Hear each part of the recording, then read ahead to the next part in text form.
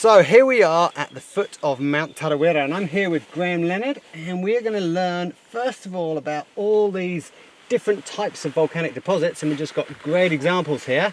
Let's get into this airfall deposit that we got at the bottom first. Right, so this is all from the Kaharoa eruption from Tarawera about 700 years ago. So you've got a massive column of ash and pumice erupting explosively into the atmosphere to start the eruption, probably pulsating. You see a lot of pulsating layers, but still really explosive, high into the atmosphere. And if you look at it in detail, you've got a mixture of pumice and chunks of rock. These are all bits of lava dome that have been ripped out by that eruption as well. So you start out with an explosive phase. And how do you know this is airfall, Graham? Because it's reasonably well sorted. There's no silty material in amongst it, and it's kind of loosely packed in together like it's just rained out of the sky. It's still pretty angular, isn't it? Oh yeah. So it hasn't been rounded in a pyroclastic flow, for example, or in a river. So we know it's a primary airfall volcanic deposit.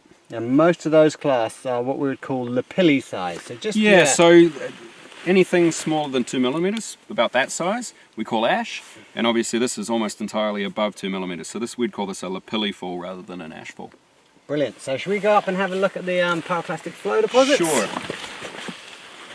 So if we pan back and look up, you can see the airfall layers, kind of pulsating eruptions continue up until suddenly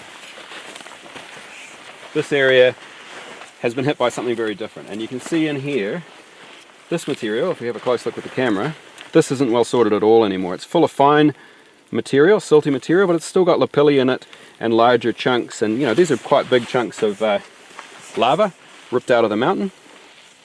These are what we call lithics, and it's what we call unsorted or poorly sorted.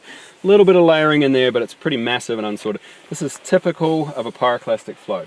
So you've had this massive ash column up in the air, and it's collapsed down, and you've had a big pyroclastic flow come out across the landscape.